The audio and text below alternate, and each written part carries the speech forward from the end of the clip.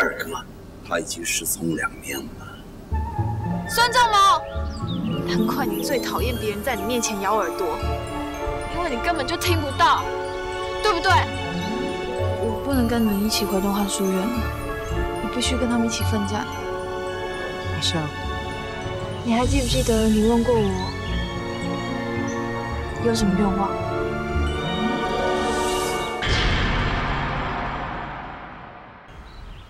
当时我还没有想到，现在我想到了。我的愿望就是，我希望你留在江东，因为我需要你。阿香，我们不是说好了，就算彼此变成了敌人，也要互相记住对方啊！我不要这样，我不想要看到你去帮忙会长。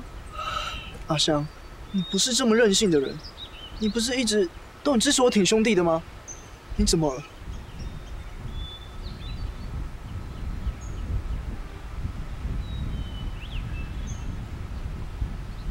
因为我看到二哥送给我的这面镜子，我才发现，就算我再怎么讨厌他，我们还是一家人。这份血脉相连的亲情，是怎么样都切不断。我不想要看到二哥最后输给会长。你二哥这么厉害，连我二弟都只能跟他打成平手。就算我去帮会长，你二哥也不一定会输啊。他听不到，你知道吗？你说什么？我二哥他根本听不到。他这么骄傲的人，就算听不到，也不让任何人知道。一个人默默承受着无声的折磨。今天只有一个关羽，如果敌人到时候从四面八方来，甚至从背后暗算他，他根本就抵挡不了。孙权听不到，怎么会这样？以我二哥现在的状况，要他上战场，等于是必死无疑。所以，刘备，不。修，你留下来帮助他好不好？你帮他好不好？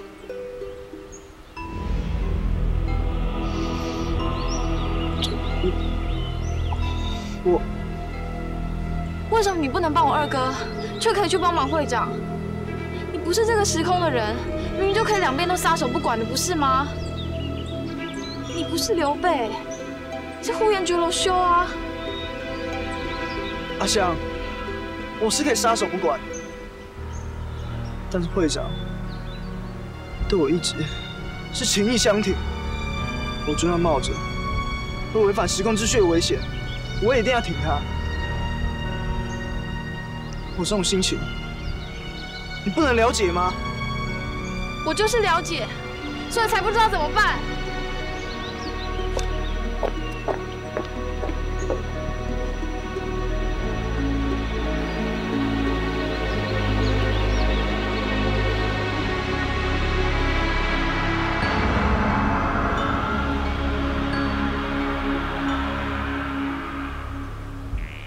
刚刚好像太任性了，我实在不应该跟修吵架的。他现在一定比我还要痛苦数千倍、数万倍。我居然还指责他不是真的刘备，孙尚香，真的是太过分了。你要我去跟他道歉？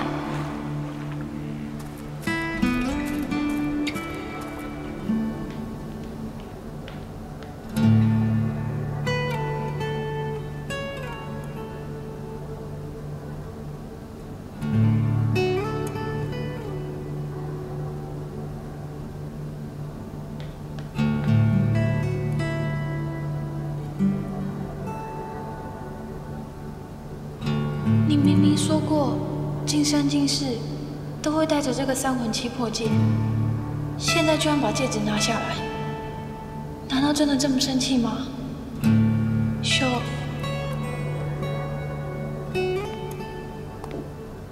香，我以为你还在生气，不回来了。我怎么会生你的气呢？那你为什么要随便把戒指拿下来，放在桌上？我不是有意的，我是想要做菜，所以才把戒指先拿下来的。做菜？为什么？因为我不知道该怎么跟你道歉，所以我就想说做可乐炖牛肉给你，希望你不要生气。但是我做到一半才发现，冰箱里没有可乐，所以我刚才出去买啊。我会先把戒指拿下来，是怕它刮伤。阿香，你不要误会哦。修，对不起，刚刚我不应该跟你吵架的，对不起。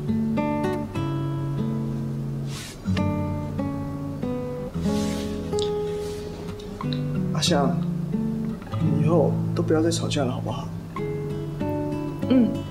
我再也不要跟你吵架了。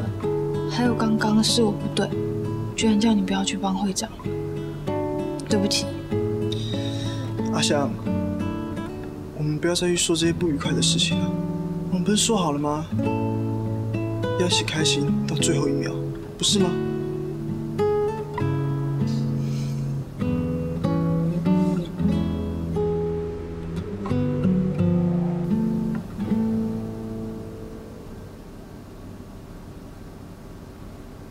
孙校长，上次多有得罪，我希望你烦不烦啊？如果你只是专程来道歉的，就不必了，我没这么多时间。好，那我有话直说。我今天来，是希望今后能够为江东贡献自己的力量。贡献自己的力量。关羽，你说这话意思是要为我效力？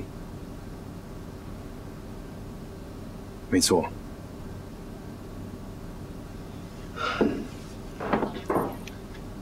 你是刘备兄弟，怎么可能为我孙家效力啊？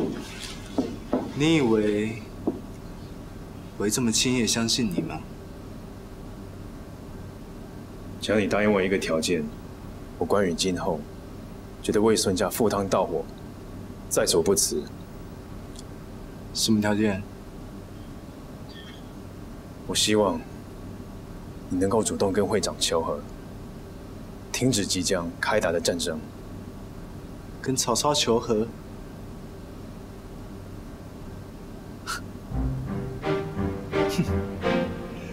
没想到一向刚正不阿的关羽，也学会跟别人谈条件啊！因为我不想再看到大哥痛苦下去了。他一直在挣扎，要帮助会长，还是留在大嫂的身边。我想，我能帮助的只有这么多。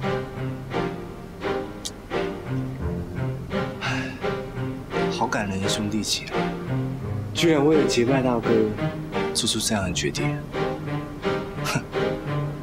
不过，我接受你的条件，欢迎你成为我江东孙家一员。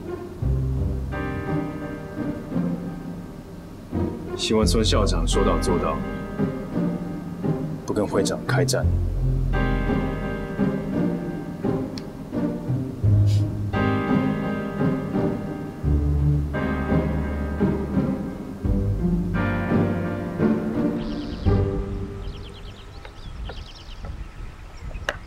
二哥，你怎么自己一个人跑来孙家啊？如此，这般。啊？什么？二哥，你干嘛牺牲自己，投靠了机车孙权啊？三弟，为了不让大哥两难，我牺牲什么都是值得的。二哥，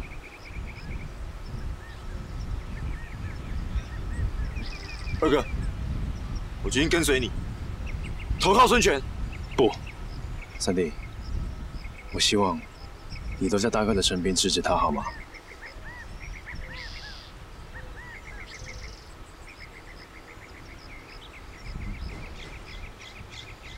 还有，我投靠孙权这件事，先别告诉他。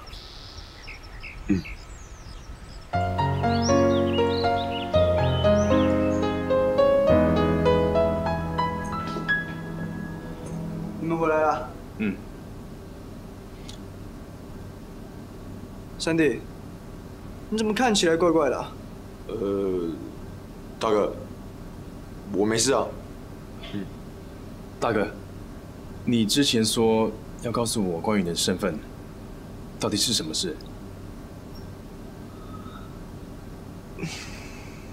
就是我，其实我并不是东汉书院的人。不是东汉书院的人。大哥，我不懂，到底是什么意思？之前我一直把自己的身份局限在是东汉书院的学生，却忘记了有更重要的事要去努力。我应该把我的眼界放得更大才对。大哥，我听不懂哎。其实我一直在考虑要不要说。大哥，你到底要说什么？你把我搞得好急哦。会长打赢官渡之战之后，我从东汉一路回到江东路上，沿途经过了新野、樊城，还有襄阳这些地方。你们知道我看到了什么？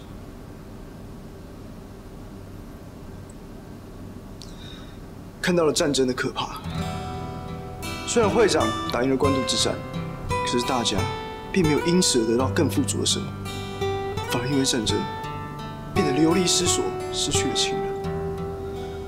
从他们的身上，我完全看不到打胜仗的喜悦。我在柳城也有同样的感触。常年北五环高校侵略，柳城的人民也一直过着战乱的生活，让大家的内心都很不安。所以，我告诉我自己，不能再把自己当作是单纯的学生。在这个混乱之中，我们更应该挺身而出，尽一己之力，阻止战争的发生。就算我们的力量很微薄，也都一定要试试看。大哥，所以，我决定了，我要去找会长和谈，劝他取消攻打江东内地。现在，只有掌权者能够和平共处，才是解决乱世的王道。我支持你。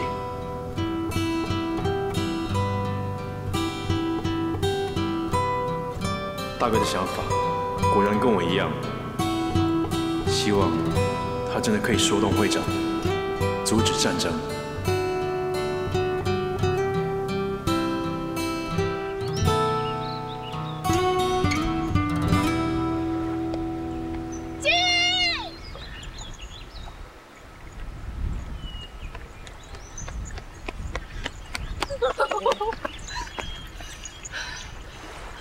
老师这样莽莽撞撞的，万一跌倒怎么办？对了，大小姐告诉我，你愿意留在江东，待在我的身边。可是我又有点担心会长，我真的很不希望大家变成敌人。静，我在想，要不要我去找会长说些什么？虽然我不知道我可以跟会长说些什么，可是总觉得好像不能什么事情都不做。会长以前很照顾我，说不定他会听我的劝告。我想，这应该是我现在。小倩，我必须要跟你说，你是会长长，会长短的，我吃醋了。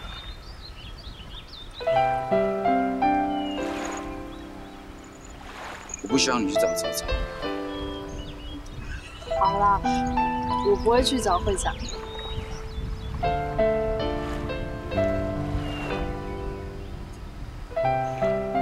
哦，这是我要给你的东西。送我的东西？虽然我很不希望看到你跟会长打仗，不过如果真的发生的话，我希望你可以快快乐乐的出门，平平安安的回家。这是神明加持过的一鸣惊人，让你表现更神的大公鸡御手。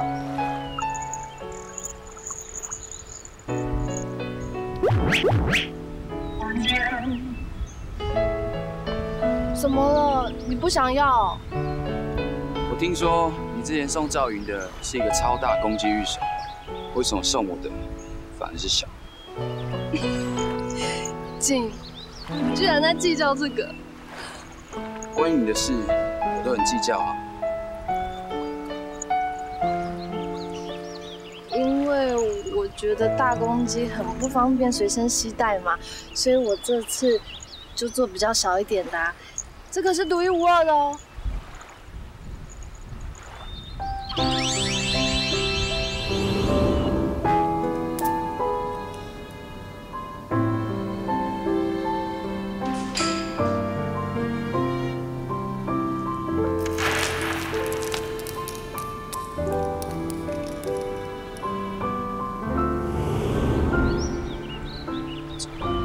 小倩，你把之前断掉的手环捡回来再串在一起吗？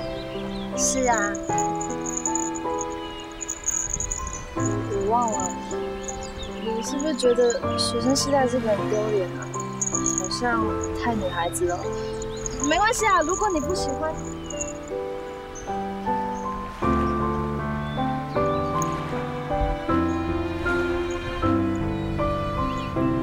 我喜欢，我好喜欢。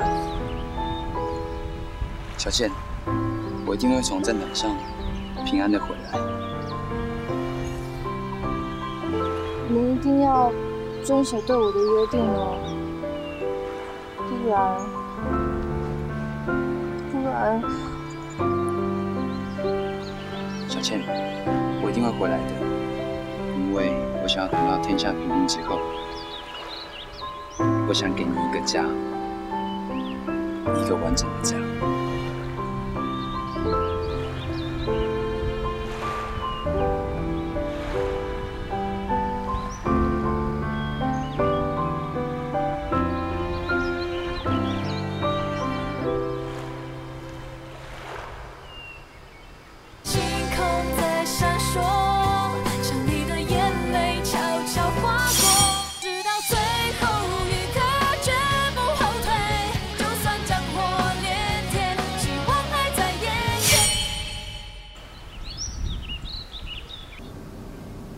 发型、服装 ，OK。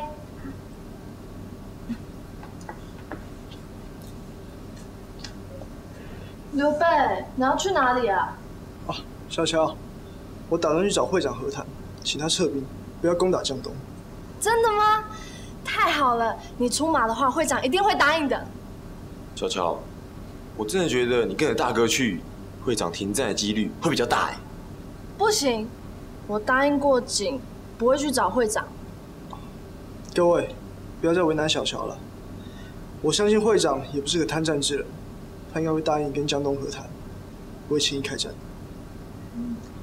唉，可惜诸葛先生去找他大哥还钱，不然呢，就可以提供一些妙计，让大哥更容易说服会长。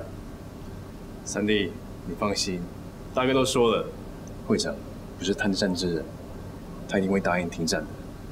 刘备，不知道为什么，我还是有一种不好的预感哎。你真的不要我陪你去吗？阿香，你不用担心，我是去找会长和谈，又不是找他打架。更何况我一个人去，更能表示出我的诚意啊。嗯。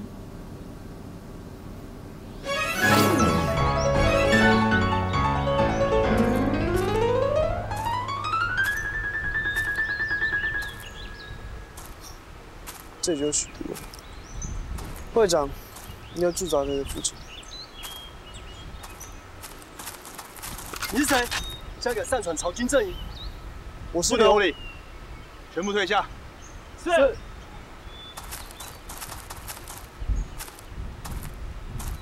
刘兄，好久不见了，你怎么这么快就到这边了？啊，一定是小乔威风阵阵把你送来的，对不对？飞跟诸葛先生呢？刘兄，你怎么了？会长，这次只有我一个人过来，因为我不是来帮你的，是来劝你的。劝我？刘兄，此话怎讲？会长，我希望你能够把军队撤出许都，打消与江东开战念头。难道你是江东派来的说客？不是，我代表的是天下人。自从官渡之战后，我深深觉得战争一点好处都没有。所谓的一战之战，只是好战者自欺欺人的说法。会长，就看在我们往日的兄弟情谊上，难道你就不能答应停战吗？刘兄，就是因为我们是兄弟，你更应该明白我要恢复东汉正统的决心啊！现在江东孙家成立了东吴书院，自立为王。我如果不讨伐他们，怎么对得起王允校长？怎么对得起盟主献帝啊？所以会长，你是不可能答应停战的协议的。很抱歉，我不能答应。如果刘兄坚持要谈和，那恐怕我们连兄弟都做不成。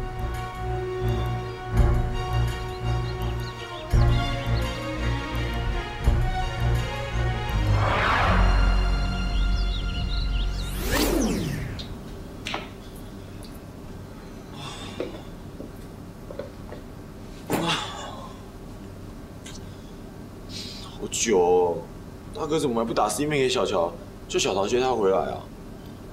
三弟，别着急，说不定大哥已经完成任务，在跟会长叙旧。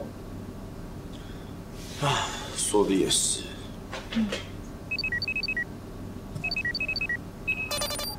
刘备，你要回来了吗？小乔，麻烦你了。嗯。刘备的声音听起来怪怪的，我觉得大哥的声音很虚弱。威风阵阵，滚！大哥，刘备，大哥，你怎么受伤了？不是找会长和谈吗？怎么会受伤？哦，就是被孙权伏击了。是我二哥啊。那是谁打伤你啊？打伤我的人是会长。会长？不可能吧？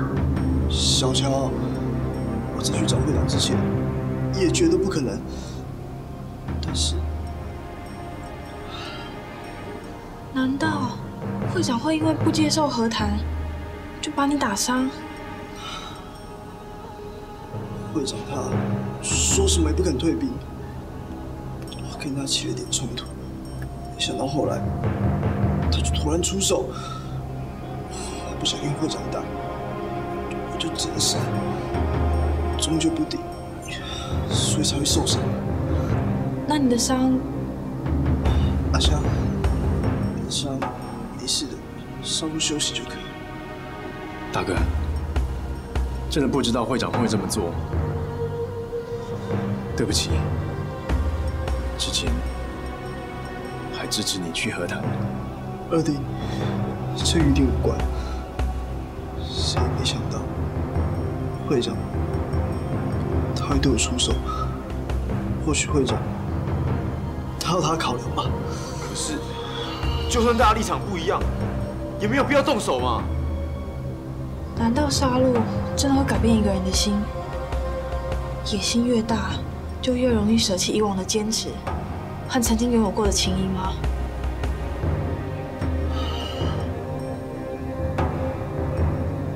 好奇怪哦，会长会打伤刘备，这怎么可能啊？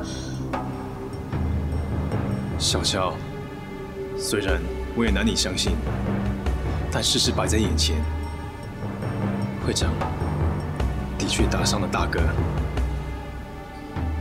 刘备，会长不惜打伤你，也要攻打江东。看来这次的战争是免不了了。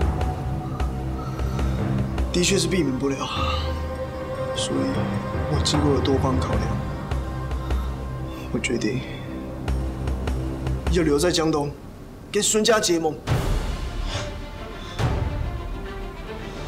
你要留在江东跟我家结盟，那不就表示就表示从今天起，我刘备就跟会长，不是，是跟曹操正式决裂。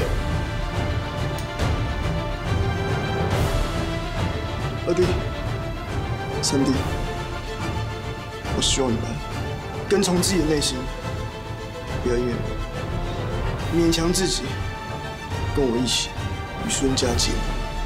大哥，你的决定就是我们的决定，我愿意跟你一起，跟孙家结盟。大哥，你去哪里，我们都跟着你。没错，我们的心是跟随大哥。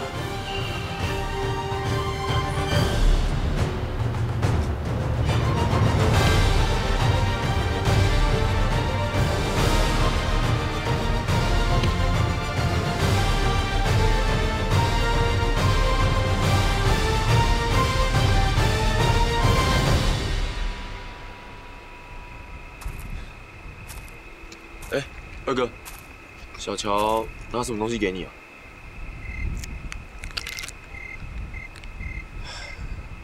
吊上的 Seaman， 之前会长帮他找到的。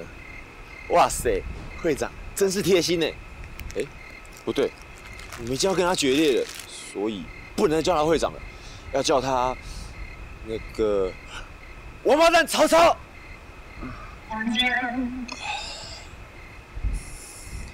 三弟，会长待我们如同兄弟，你不应该骂他的。可是他打伤大哥哎，我真的不敢相信，会长会变成这样。我也很难相信啊。哦，好烦哦！哎，我不要再想这个了。哎，对了，二哥，大哥已经决定留在江东支持孙家，这样你就不用自己一个人去投靠孙权啦。嗯。之前投靠孙权这件事，我会找机会跟大哥解释清楚的。我刚才也跟袁昭他们通过 C 面了，我跟他们说我们跟会长，不，是跟曹操决裂的事情，叫他们不要前往许都去找会长，不，去找曹操，改道直接到江东来。对了，还有一件很重要的事情。什么事？我觉得大哥最近很可怜。跟大嫂聚少离多，而且又被会长，不，被曹操打伤，所以他一定需要大嫂的笑笑。大嫂不是已经在帮大哥擦药了吗？这怎么够啊？一定要来一次那个。为什么？来就知道了嘛。喂，来嘛，三弟。哎，二哥，走啦。走啦！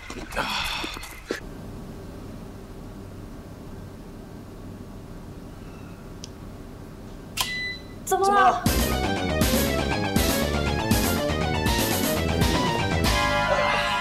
嘿嘿，浪漫小套房Part 2，上次大哥大嫂没有用到，这一次他们可以好好的享用了。三弟，我觉得我们这样做真的不太好。还是赶快解开大哥大嫂，跟他们道歉。哎，解开是一定会解开啊，没有解开，怎么会有好戏可以看呢？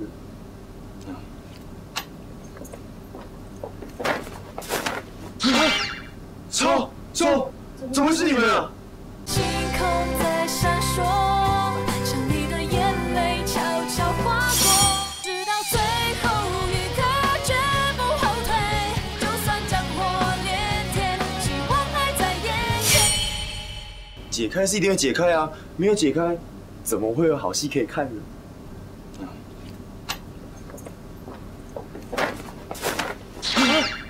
超，怎么是你们啊？就是我们啊，飞，你怎么老是绑错人呢？而且招数都一样，老梗了啦！哎呀，这样有一点逊哦。哎，鱼，大家都回来了，我们回来了，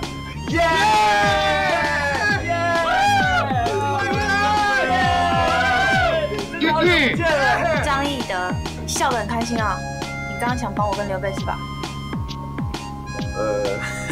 那个大家轻松一下嘛，啊？轻松，轻松你个大头啊！哎呦，好了，哎，你们3个要回来也不说一声，我刚不是打 C 面给你们，你们不是说还有一段时间才会回来？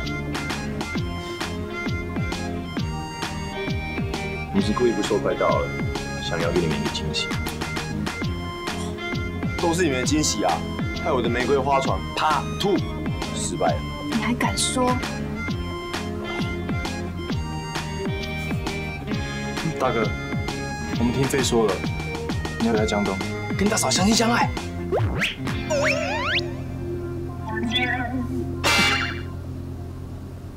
我又没说错。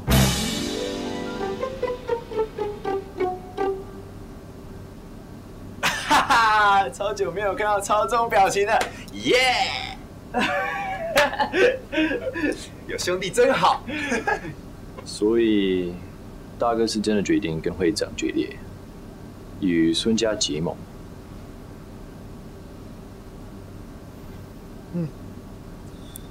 不过这是我个人的决定，我不会强迫大家跟我做出一样的选择。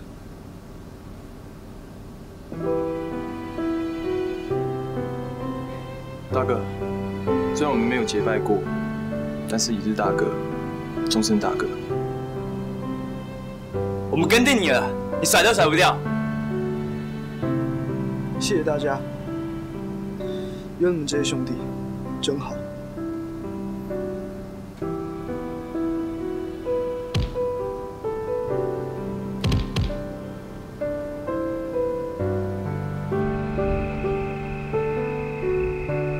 能再次相聚真好，感觉再也不孤单了。但是，我们再也不能像在东岸书院那样，单纯是个学生，无忧无虑的。现在想想，当学生真好，只要每天烦恼考试会 pass， 午餐要吃什么，还有一些离离扣扣的事情。好像现在啊，烦恼这么多。飞，我们都希望回到过去，但是我们都无法改变事情的轨道。是啊，不知道会长现在在想什么。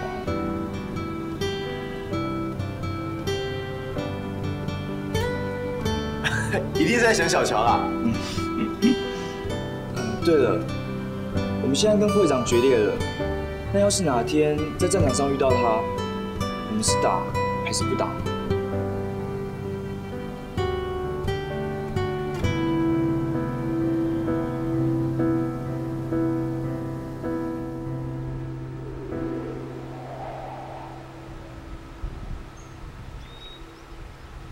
各位，你们是我江东新训练出来最精锐的陆上军队，手上各自统帅数万人。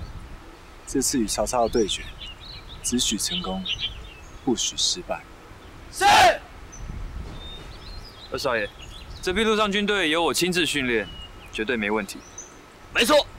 来，大家喊个有精神的口号给二少爷听听 ，start！ 雄壮威武！耀我江东，雄壮威武，耀我江东。雄，这什么烂口号？庸俗，幼稚。二少爷，看来你不打算遵守和关羽的约定。我一向都很善变的，你应该很清楚吧？可是，二少爷。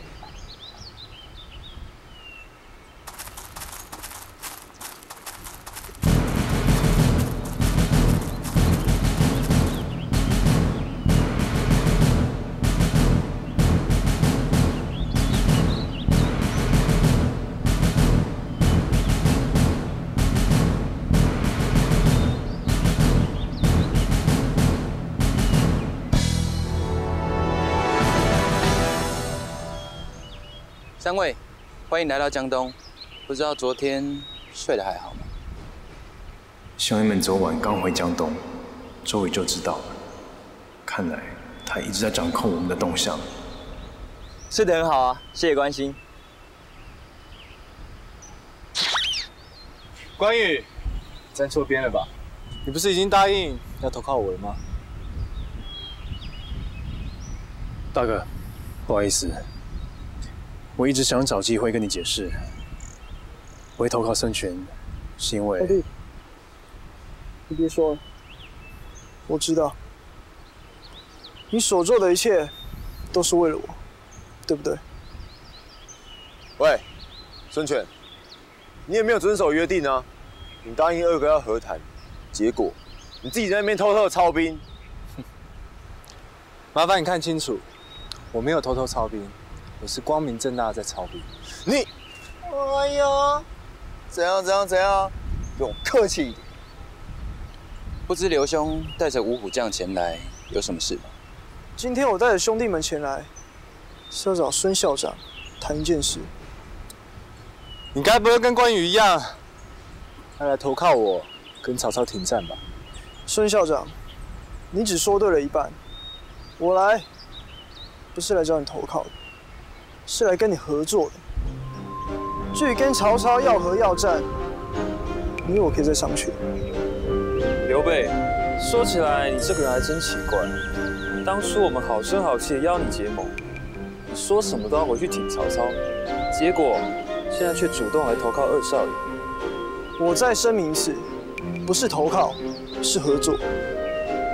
今天我的兄弟们人在江东，并不代表我们就要比孙家人矮一截。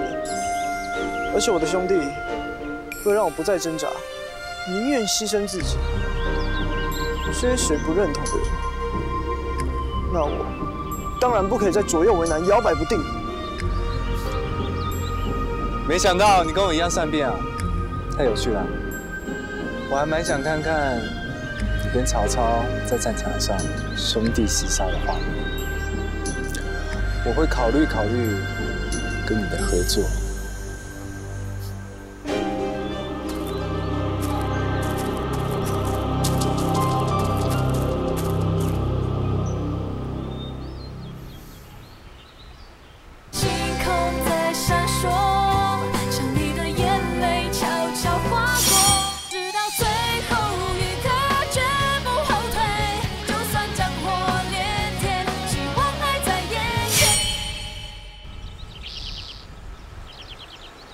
二少爷，关于刘备的提议，你觉得我应该跟他合作吗？我曾经很怀疑刘备的身份，总觉得他的身后有藏着一个很大的秘密。我甚至和曹操都有密谋测试过他，但是我发现这段时间相处下来，刘备这个人的为人跟他的音乐一样，很正直。虽然我不熟悉他的音律，但是我想这应该无碍。所以，你觉得我可以跟刘备合作咯？这种合作买一送五，而且还可以顺便安抚一下大小姐的情绪。怎么算，我们江东都不会吃亏。何况在攻打曹操的时候，有他昔日的5个好友当军师，我们的胜算会大增。但是，难保5个昔日好友不会再阵前倒戈。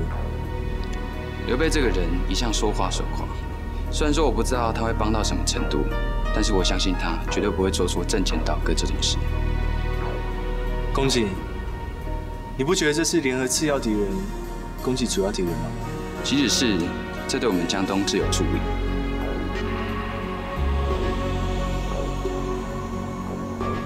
好，那我就跟他合作。另外，传令下去，即日起，江东各区的所有学校全面停课，全部的青年军投入战前的准备。是。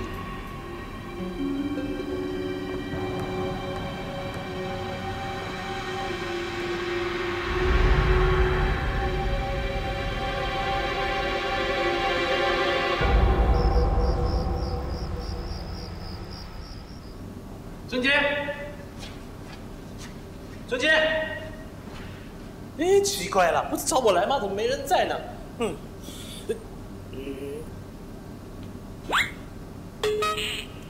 呀，不是，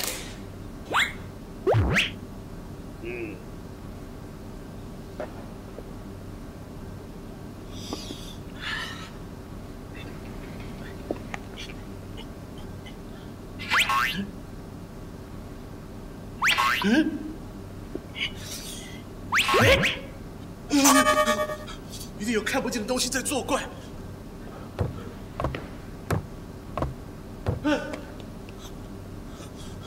没人呢。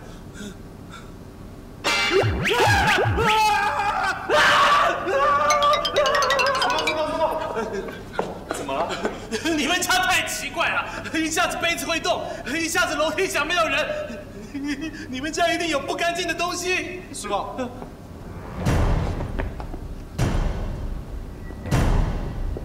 不要怕，我马上帮你把不干净的东西救出来。不要！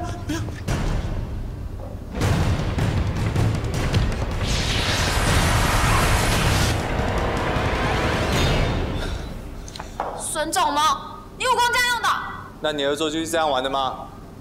你明明知道叔公胆小、怕死、多疑、神经质，有强迫症、被害妄想症，个性很黏，嘴碎又没用，你还这样吓他？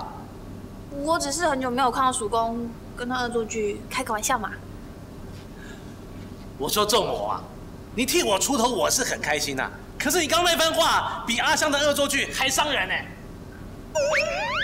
也还好吧。还好。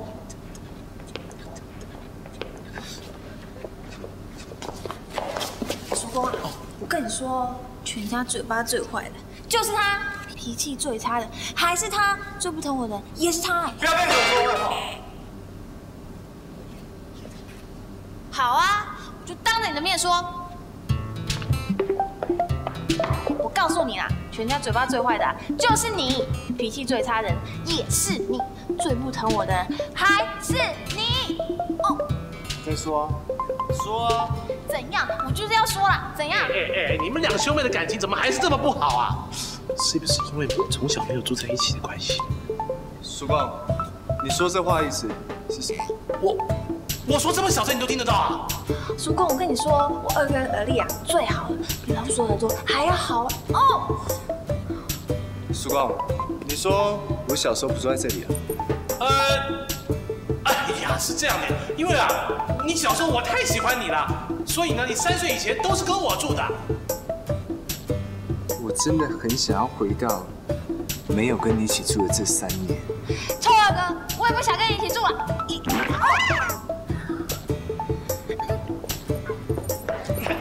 叔公，救命！哎呀，你哦，对了，叔公，父亲他说在楼上书房等你。好，那我上去了。哎，你们2个不要靠太近，这样很容易飞沫传染疾病，知道了吗？放心啊，叔公。走开啦！孙仲谋，门口有人。哪有啊？真的有啦！我刚看到门口有一个人影飞过去。哎，该不会是你最害怕他飘吧？不会吧？叔公刚送你这不干净的东西，搞不好是真的。不太可能啦。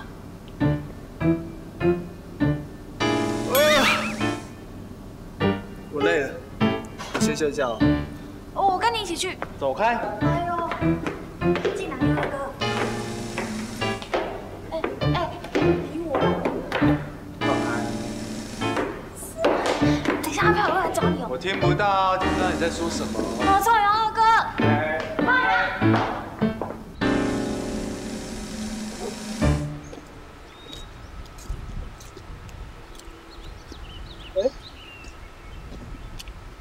三弟啊，诸葛先生呢？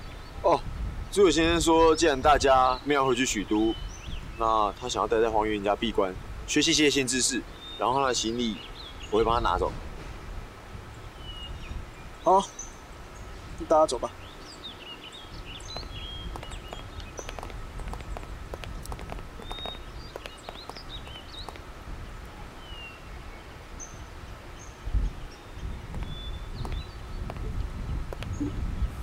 小乔，你怎么了？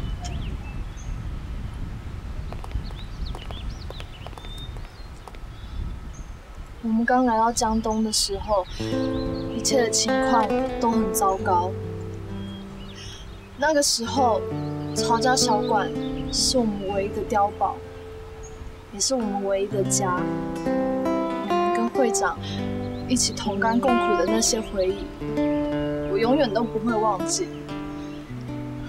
所以，我真的很难相信你们会跟会长决裂，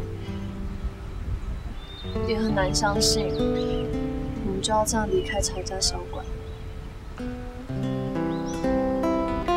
我想决裂，或许就是我跟会长无可避免的命运。已经决定的事，如果后悔，就会像在原地踏步一样。如果不往前走，我们永远都不会知道现在做的到底对不对。我想，会长是这样想的。所以，即使我们大家的方向不一样，我们还是继续往前走。没错，继续往前走。或许我们会有跟会长再相见的一天吧。我那时候是好还是坏？希望是好的。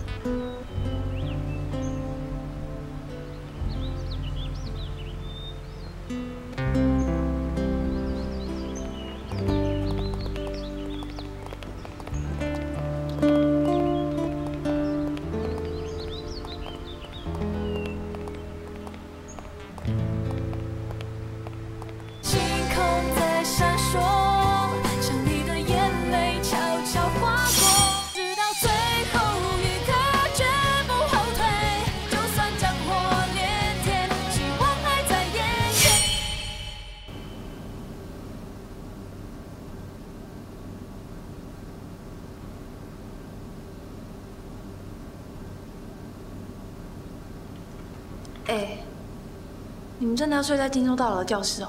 对啊，你看，我们连帐篷都搭好嘞。我有看到啊，可是那个帐篷怎么回事啊？哦，大嫂，这是我和超啊，为了你和大哥特别准备的哦。对啊，每次飞跟你都绑错人，我就想干脆直接弄一个新房，这样子效率好又不会出错。弄成这样，我怎么可能住进去啊？为什么不行？拜托，我要是敢在这里睡的话，我老爸马上把荆州大佬夷为平地，好不好？而且，我跟刘备，看大嫂一脸为难的样子，应该是因为我们的帐篷就在隔壁，离新房太近了，所以大嫂也害羞。害羞？没关系啊，那我们可以把它马上撤走。是，我也帮忙。我也要去。住手好不好？我不是这个意思啦。二弟，我想三弟他们应该想跟阿香开个玩笑。应该是，原本就说好这个帐篷是要给小乔睡，我也不知道为什么今天会变成这样。好了，原来才是欢乐啊！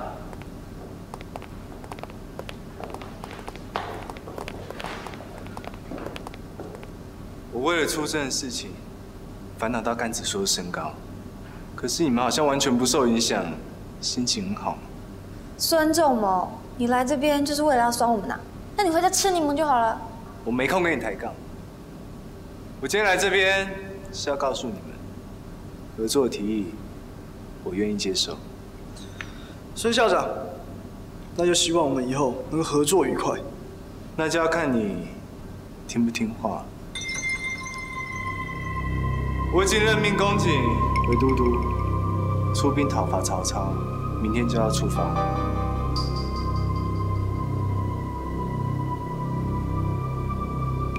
不过，我们的船还留了6个位置，所以刘备，你跟五虎将也一起出征吧。喂，我们跟你只是合作的关系而已，又不是你的军队，你凭什么要我们出征啊？合作就是要有福同享，有难同当。我们都要出征了，你们还在这边嘻嘻哈哈的，像话吗？孙校长，我能懂你的意思，只是我不能答应你的要求。刚刚才说要你听话，你现在就给我顶嘴啊！你说不答应，我就要接受，我也不接受你的拒绝。如果你不出兵，孙刘合作就宣告破局。二哥，刘兄，我想你的话应该还没有说完吧？周会长说的没有错。我说我不能答应你的要求，是因为我觉得出兵这件事，你并没有事先跟我沟通，所以我不能轻易的答应。沟通？哼，你以为你的立场跟我平等吗？我一直都是这么认为的。孙校长，如果你一定要我出兵，我可以让我二弟、三弟还有云3人去相助。至于钟跟超，我打算带他们一起去益州高校拜访刘璋校长，商讨安置官渡战后灾民的事。哇塞，原来大哥什么事情都先安排好了，真厉害！孙校长，我这样的安排，你认为如何？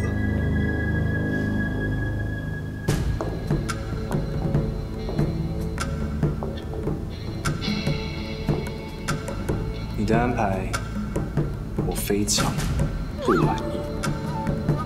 不过，你安排的人选，我可以勉强接受。至于你这种让我非常不爽的态度，反正你现在没根据地，光是亲卫军之前有给曹操，全身上下仅存的，应该就是误以为可以跟我平起平坐的自尊心吧。我就好心让你多保留他一阵子。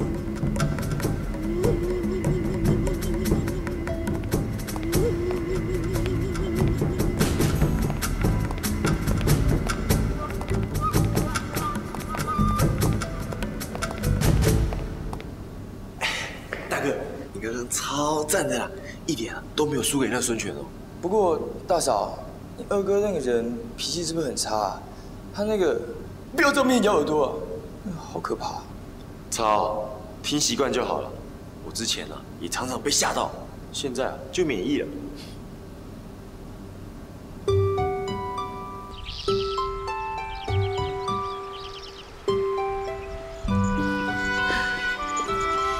你们才刚打仗回来，现在又要出征，这样会不会太累了？不用担心，用你送给我的一鸣惊人大攻击入手，我一定平安回来的。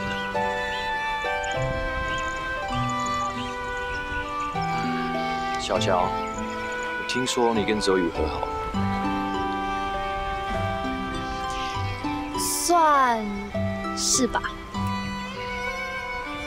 如果我跟你说，我现在对你的感觉比较像妹妹，不是妹妹，你会怎么样？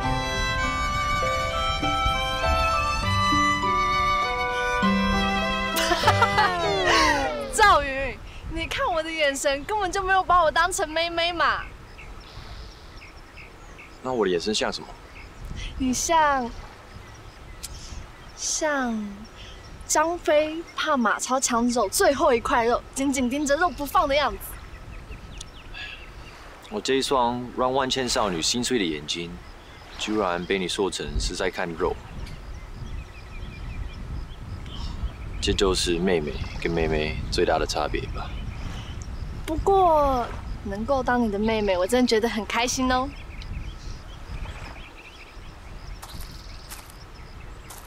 星空在闪烁，像你的眼泪悄悄划过，直到最后一刻绝不后退。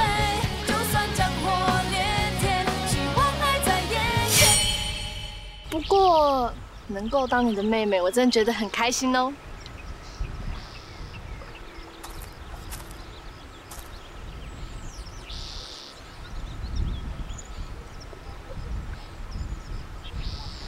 小倩，赵兄，你来做什么？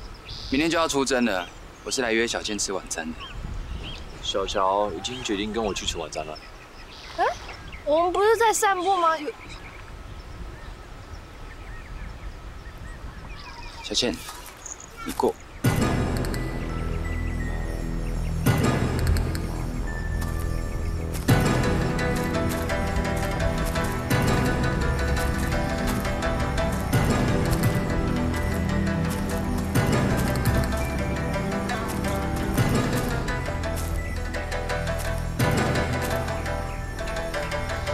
赵兄，你为什么要阻止我？因为周会长还是跟以前一样，老是要小乔照你的话做。你不不懂什么叫做尊重女生的意见。在我看来，好像是赵兄不尊重小倩的意见，擅自决定婉贞之约。我跟小乔的关系和你不一样，我这个特大号大攻击御手就是证据。最大并不代表最好，我这个小倩爱心手的攻击御手才是独一无二。不要以为独一无二就了不起，我把小乔当作妹妹，你要跟她在一起，你要过我这一关。我在孙总长底下做事不是1、2年，对付你这种妹控，我很有心得。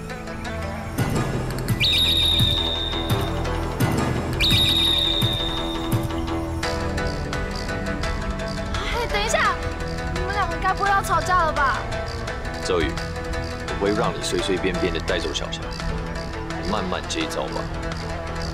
我们走。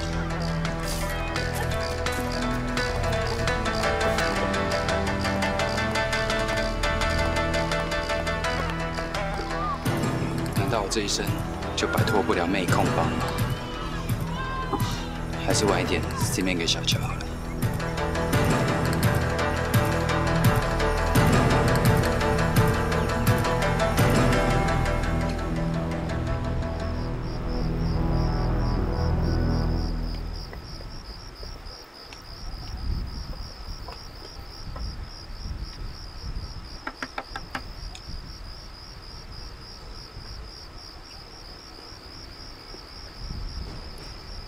景，你怎么啦？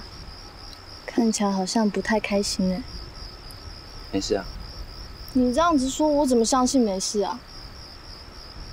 你是不是在意赵云下午说的话？我跟他真的没有什么啦。虽然我一开始的时候的确是有……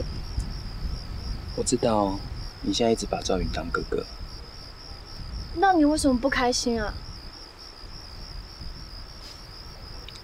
你想知道吗？当然想啊。这2年来，我们总是分隔两地。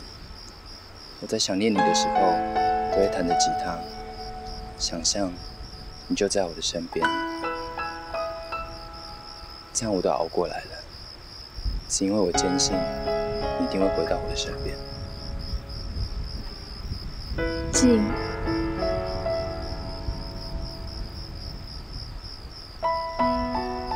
小倩，你终于回到我的身边了。可是，我却在离别的前一晚，发现自己不再那么的自信，反而变得好脆弱。是因为我开始害怕我会失去你。这样的恐惧，还是我第一次这么深刻的感受到。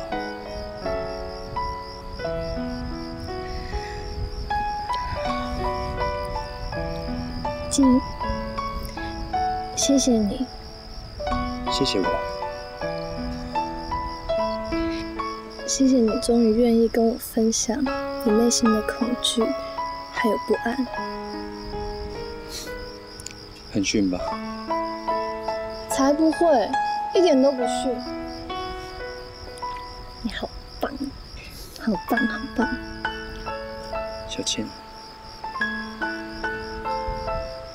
不过，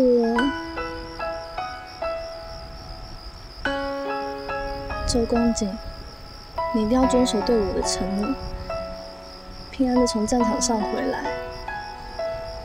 等你回来，我要送你一个特别的礼物。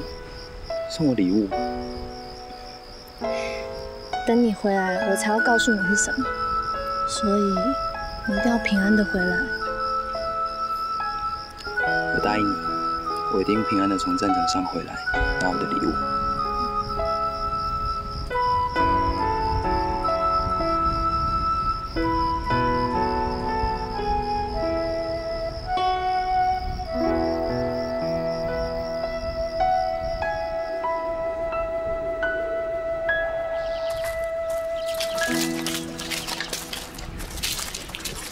大哥，我刚才跟飞通了 C 妹。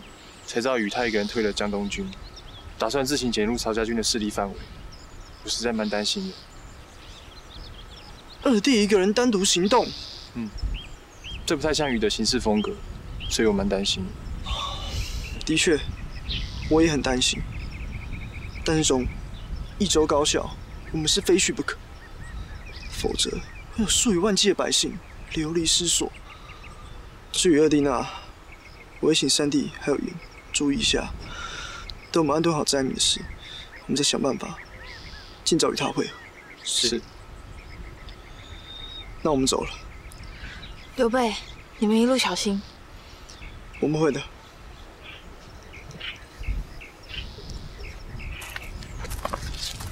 大嫂，保重。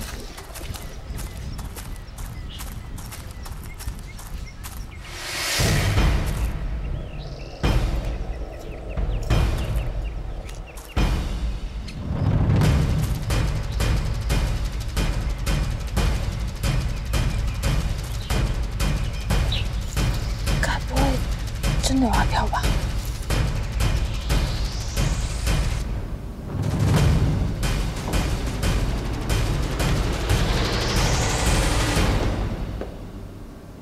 这里就是益州高校刘璋校长的办公室。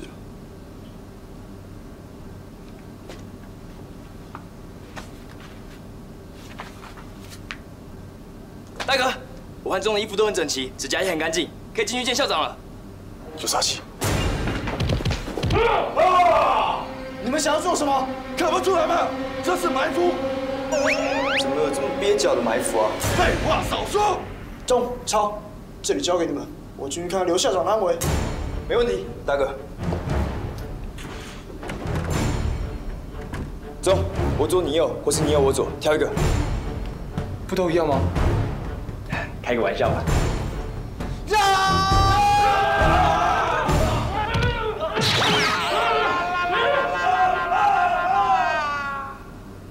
我都还没出手哎。我也是啊。星空在闪烁，像你的眼泪悄悄划过，直到最后一刻绝不后退。就算战火连天，希望还在眼前。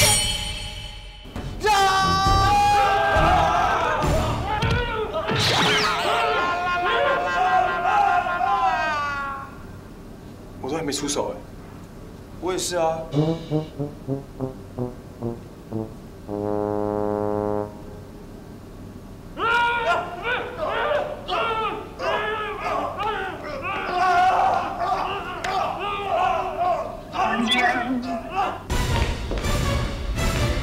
刘校长，你没事吧？你们两个，快点放开刘校长！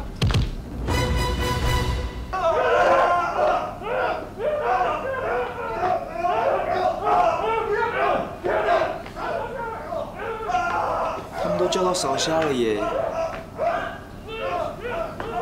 哎，你们两个到底在叫什么啊？刘校长，我送你去医院。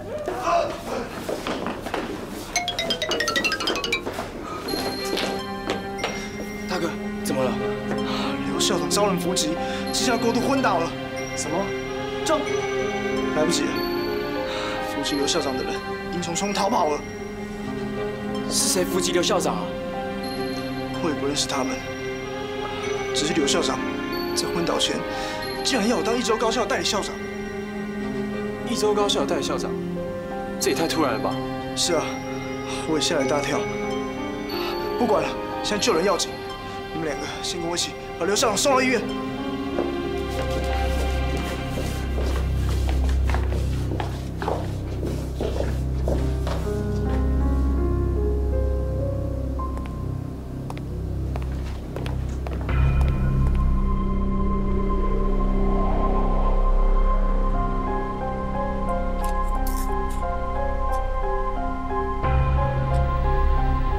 报纸上，叛贼关羽在到。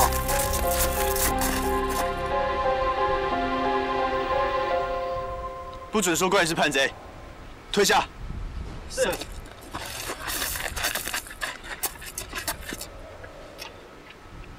曹丞相，别来无恙。你来找我，是因为有话要跟我说吧？凭你的武功，如果你不是自愿的，我曹家军的实力是抓不住你的。你说的没错，我的确是故意闯入曹家军的势力范围，并找白找机会来见你。因为我真的不懂，你为什么会出手伤大哥？我没有伤害刘兄啊。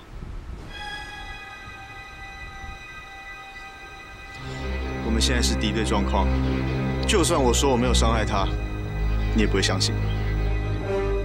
我有我的方法来确认。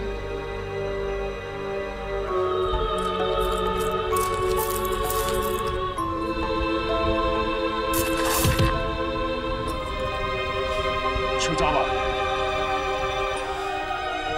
行天炮，红针万灵。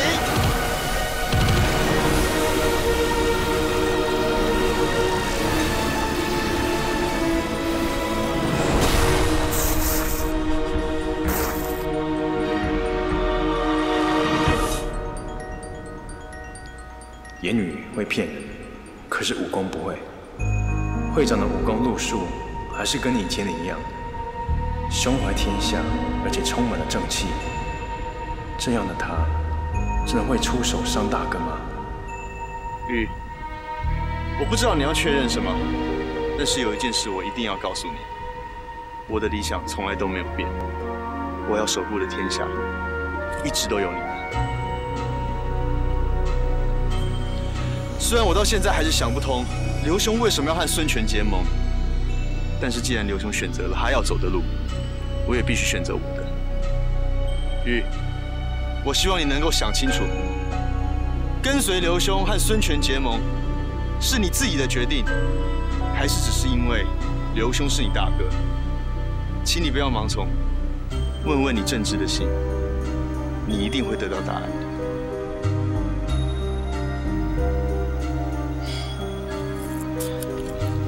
你走吧。你不趁我孤立无援，擒住我吗？我曾经试着要把你们当成敌人，我也对着我们的合照练习过好多次，但没想到真的见面的时候，我的心还是做不到。会长，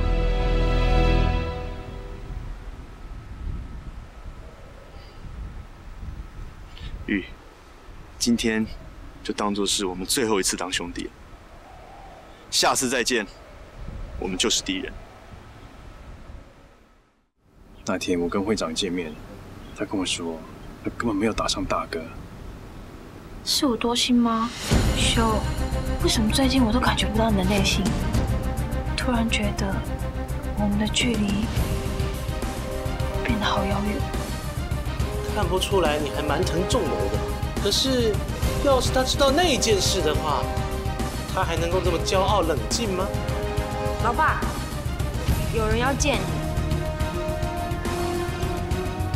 从那里来的人一旦插手，所有的事情都会曝光，就连仲谋也会知道他不是我的亲生儿子。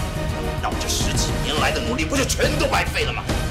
所以二哥是铁石抠的人吗？Tell me what's wrong while you're looking like this. Now let's smooth it out to find the meaning of life.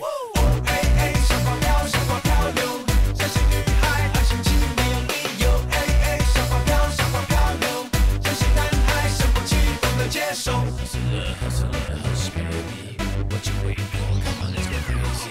男子汉追求真爱，潇洒人间。济南的他一见你就让我惊艳，爱上了绝不后悔，越爱越是无解，遇上了颗星啦啦啦啦啦啦。